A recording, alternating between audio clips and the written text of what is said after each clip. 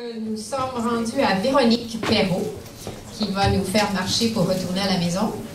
En attendant, Véronique est kinésiologue à la clinique de l'IRCM. Elle cumule une expérience en gestion de projet, recherche et intervention clinique dans les domaines de la physiologie, de l'exercice et de l'entraînement.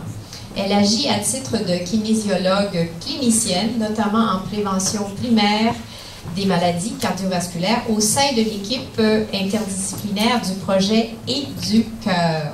Alors, je cède la parole à Véronique. Merci beaucoup, Mme Lambert-Lagacé. Alors, bonsoir tout le monde. Il me semble que vous devez commencer à avoir le goût de bouger un petit peu. La pause s'en vient. Je ne vous retiendrai pas pendant plus de 10 minutes environ. Donc, un peu de patience. Alors, exercice et hypercholestérolémie, dyslipidémie en général. Donc, aujourd'hui, ce dont je désire vous parler, en fait, ce sont les effets. À quels effets on peut s'attendre? Si on fait de l'exercice, qu'est-ce qui va changer sur votre profil lipidique? Quelles sont les recommandations ou les consensus des grands groupes d'experts? Est-ce qu'il y a certains exercices qui sont à favoriser, qui donnent davantage de résultats que d'autres? Qu'est-ce qu'on nous recommande? Alors, on débute.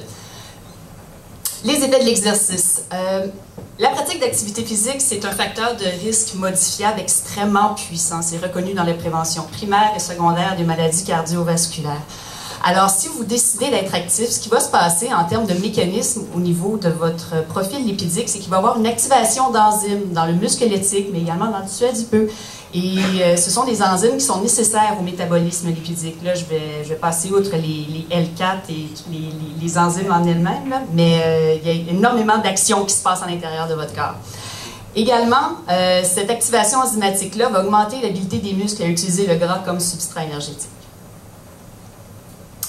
Mais l'activité physique, c'est une pilule qui agit sur plusieurs mécanismes en même temps et elle va agir sur d'autres facteurs de risque de la maladie cardiovasculaire. Par exemple, il va y avoir une augmentation de la sensibilité à l'insuline, l'amélioration également du VO2 max. Le VO2 max, c'est votre puissance maximale aérobie, la capacité qu'a votre corps à épuiser l'oxygène que vous respirez, de descendre ça dans la chaîne respiratoire et de générer de l'énergie avec ça.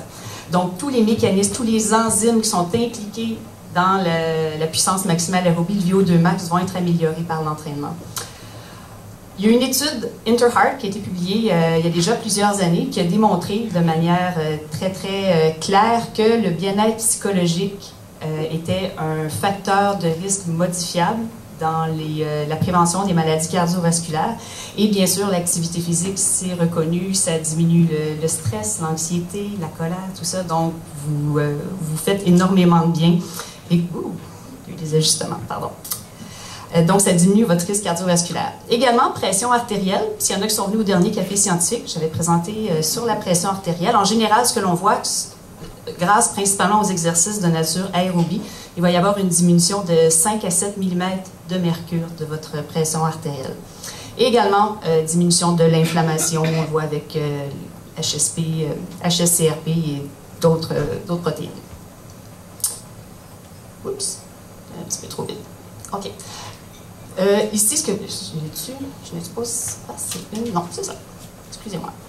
Donc, ce que vous avez sur cette diapositive-là, vous avez le risque de mort relatif en fonction de différents facteurs de risque et différentes pathologies qui sont liées aux maladies cardiovasculaires. Ce qui est important de retenir ici, on a un histogramme qui vous présente le cholestérol total.